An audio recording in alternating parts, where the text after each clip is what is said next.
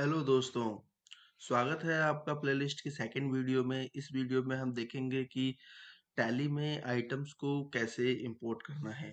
तो सबसे पहले दोस्तों, जो हमने फाइल्स डाउनलोड करी थी उनमें से हम B2C फाइल को ओपन कर लेते हैं। B2C फाइल कुछ इस तरह की दिखती है। इसके अंदर ही हमें आइटम्स की डिटेल मिल जाती है। अगर आप मैन्युफैक्चरर हैं और ट्रेडर्स हैं, तो आपके टैली में पहले से ही आइटम्स बने हुए होंगे। आपको ओनली जो हमने अमेजन पे लिस्ट किया है उसके नाम एज ए एलियास आपको अपडेट करने पड़ेंगे आपके करंट वाले आइटम के नेम के अंदर। ओके, तो नाउ सबसे पहले हम स्टार्ट करते हैं। हम अमेजन की शीट से ही आइटम्स को लेंगे, उसी से एक नया शीट रेडी करेंगे जिसके अंदर आइटम्स की सारी डिटेल्स होंगी और उसी को हम टैली में इंपोर्ट करेंगे। तो सबसे पहले दोस्तों, हमने जो शीट ओपन करी है इस शीट में सबसे आगे थोड़ा आगे चलते हैं। आगे हमें यहाँ पर आइटम्स की डिटेल मिल जाती है। हम एसक्यू नेम को एज ए आइटम का नाम लेंगे, एलियास एसएन को एज ए एलियास लेंगे और एचएसएन को एज ए एचएसएन लेंगे। तो इन्हीं तीनों कॉलम को मैंने कॉपी कर लिया है। कॉपी करके नए शीट में हम डाल देंगे।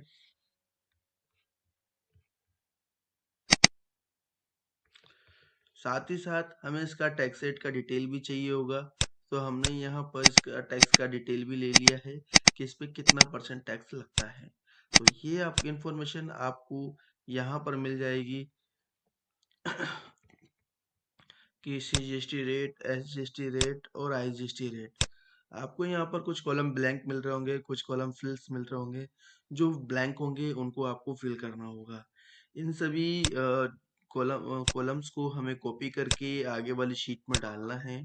और आगे वाली शीट हम कैसे बनाएंगे मैं आपको दिखाता हूँ। नाउ मैंने इन सभी जो कॉलम्स हमने हाईलाइट किए थे उन कॉलम्स को हमने कॉपी करके यहाँ डाल दिया है।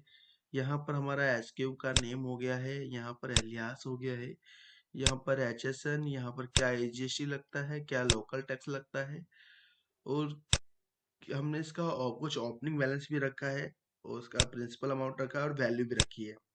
सो दैट कि हम जब सेल करें तो हमारा आइटम माइनस में नहीं जाए।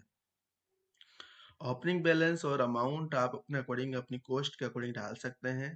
यहाँ हमने टैक्सेबिलिटी डाला है कि वो एग्जाम्प्ट है या टैक्सेबल है, क्योंकि जहाँ पर एग्जाम्प्ट होगा आप देखेंगे वहाँ पर CGST और SGST दोनों ब्लैंक होगा। दोस्तों, ये सीट मास्टर सीट्स रहेगी। अगर आप इन फ्यूचर कोई भी न्यू आइटम्स अमेजन पे लिस्ट करते हैं तो उन्हीं को इन्हीं आइटम्स के नीचे आपको डालना रहेगा। और अगर आप कोई मेन आइटम्स है जो अगर आप मैन्युफैक्चर करते हैं या परचेज करते हैं तो SKU की जगह पे उसका नाम रख सकते हैं, क्योंकि आपको अगर वही टैली वो नाम टैली में चाहिए तो वो आप नाम यहाँ रख सकते हैं और SKU को एज ए एलियास के कॉलम में डाल सकते हैं एज ए एलियास। ओके, दोस्तों, अगर आपकी ये फाइल रेडी हो जाती है उसके बाद आपको चलना है टैली में और आइटम्स को इंपोर्ट करना है। टैली में आइटम्स कैसे इंपोर्ट करते हैं वो हम आपको दिखाते हैं। सबसे पहले दोस्तों, मैं यहाँ पर एक्सेल को सेव कर देता हूँ और टैली में चलते हैं और टैली में एक कंपनी ओपन कर लेते हैं। नाउ मैंने यहाँ पर एक कंपनी ओपन कर लिया है। ये कंपनी कुछ इस तरह की दिखती है। इसके अंदर अगर यहाँ पर कोई भी वाउचर्स नहीं है, कोई भी आइटम्स नहीं है और अब हमें अभी यहाँ पर आइटम्स को इंपोर्ट करना है। तो सबसे पहले मैं आपको दिखा देता हूँ कि हमारे पास में आइटम्स कितने हैं। नाउ आप यहाँ देखेंगे कि स्टॉक आइटम्स हमारे पास में 0 दिख रहे हैं। नाउ अब हम इसको इंपोर्ट करना है हमें इसको। तो इंपोर्ट करने के लिए सबसे पहले हम यहाँ पर इंपोर्ट वाले ऑप्शन पे जाएंगे, या इसका शॉर्टकट भी है Alt O, आप प्रेस कर सकते हैं। जैसे ही आप जाते हैं यहाँ पर आपको दो ऑप्शन दिखते हैं, मास्टर्स एंड ट्रांजेक्शन्स। आपको सिंपली मास्टर में चलना है। जैसे ही आप मास्टर्स में जाते हैं आपसे यहाँ पर डिटेल पूछ लेता है कि फाइल का फॉर्मेट क्या रहेगा। आपको यहाँ पर एक्सेल सेलेक्ट कर लेना है। इसके बाद में यहाँ पर जहाँ भी आपका फोल्डर रखा फाइल रखी हुई है, सॉरी फाइल रखी हुई है, आपको उसका लोकेशन डाल देना है। जैसे हमारा फाइल इस लोकेशन पे है तो हमने ये लोकेशन डाल दिया है और ये पर्टिकुलर फाइल को सिलेक्ट कर लिया है। जैसे ही आप फाइल को सिलेक्ट करते हैं इसके बाद में जो फाइल्स के अंदर जितने भी वर्कशीट है उन सभी वर्कशीट के नाम आएंगे। आपको सिंपली आपकी वर्कशीट का नाम को सिलेक्ट कर लेना है। जैसे कि इसमें जो हमने आइटम की शीट बनाई है उसका नाम SKU है। तो हम यहाँ पर एसक्यू को सेलेक्ट कर लेते हैं। यहाँ पर आपको मैपिंग टेम्पलेट्स का ऑप्शन दिखेगा और यहाँ पर कुछ टेम्पलेट्स मैपिंग कर हुए दिखाई देंगे। ये मैपिंग टेम्पलेट्स आपको कैसे मिलेंगे, इसके लिए आप डिस्क्रिप्शन में जा सकते हैं और वहाँ से कुछ स्टेप्स फॉलो करके आप वहाँ से रिसीव कर सकते हैं। और आप चाहें तो हमारी टीम से भी कनेक्ट कर सकते हैं। वो हमारी टीम आपको गाइड करेगी कैसे ये टेम्पलेट्स को बनाना है और आपकी टैली में कैसे इम्प्लीमेंट करना है। तो नाउ सबसे पहले हम यहाँ पर कोई भी मैपिंग्स को सिलेक्ट कर लेते हैं। हमने ये मैपिंग सिलेक्ट करी है क्योंकि इसी के अंदर हमने पूरा डिटेल अपडेट किया हुआ है, तो हम यहाँ पर ये मैपिंग सिलेक्ट कर लेते हैं। यहाँ पर आपको आता है कि आप किस तरह से इसको बिहेव करना चाहते हैं टैली का डेटा को। तो हम यहाँ पर मॉडिफाई विद न्यू डेटा कर देते हैं, क्योंकि हमारे पास कोई डेटा नहीं है और हम इग्नोर डुप्लीकेट भी करेंगे तो भी हमारा वर्किंग होगा। नाउ प्रीव्यू इंपोर्ट समरी को हम यस करते हैं और एंटर कर देते हैं। यहाँ पर दिखेगा कि Amazon SQ ग्रुप में 142 आइटम्स हैं जो बनने के लिए रेडी हैं। आप सिंपली इसको इंपोर्ट पे क्लिक करेंगे तो आपका डेटा इंपोर्ट होना स्टार्ट हो जाएगा ना। मैं इसको इंपोर्ट पे क्लिक कर देता हूँ। आई थिंक यहाँ पर कुछ एरर आया है। नाउ आप इसको इवेंट लॉग को क्लिक करके आप कुछ एरर्स भी देख सकते हैं। जैसे कि आप यहाँ देख पा रहे हैं, यहाँ पर जो एरर्स आ रहे हैं वो एरर्स कुछ इस तरह का है। जस्ट यहाँ पर आप देख पाएंगे, यहाँ पर मेरे पास में रो नंबर 17 में एरर आया है, रो नंबर 19 में आया है, रो नंबर 25 में आया है, 40 में आया है एंड 41, 42, 43 एंड 65 में आया है।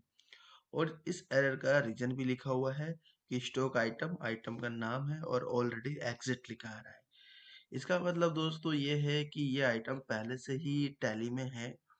जैसा कि मैंने आपको टैली में पहले दिखाया है कि वहाँ पर कोई भी आइटम बने हुए नहीं है, ठीक है। फिर भी यहाँ पर आपको ये दिखा रहा है, उसका रीजन ये है कि हमारे एक्सेल्स में हमने कोई फिल्ट्रेशन नहीं किया, कोई डुप्लीकेशन नहीं किया। हो सकता है कोई आइटम डुप्लीकेट हो, ओके, इसीलिए यहाँ पर ये शो हो रहा है। ओके, अगर आपका यहाँ पर एरर डुप्लीकेट है तो आप उसको इग्नोर कर सकते हैं। ऑलरेडी एग्जिट है तो आप उसको इग्नोर कर सकते हैं, क्योंकि वो पहले से टैली में है या पहले बन चुका है। ओके, तो नाउ दोस्तों अब हम टैली में चलते हैं और आपको दिखाते हैं आइटम्स कि कितने आइटम्स हमारे टैली में बन चुके हैं। नाउ आप यहाँ देखेंगे 134 आइटम्स हमारे ऑटोमेटिकली क्रिएटेड है। नाउ ये इंपोर्ट के लिए रेडी है। ओके, नाउ यहाँ पर हम मल्टी मास्टर करेंगे तो आप यहाँ पर देख पाएंगे कि यहाँ पर इनका ओपनिंग बैलेंस भी चढ़ चुका है, जो हमने एक्सेल फाइल में डाला था।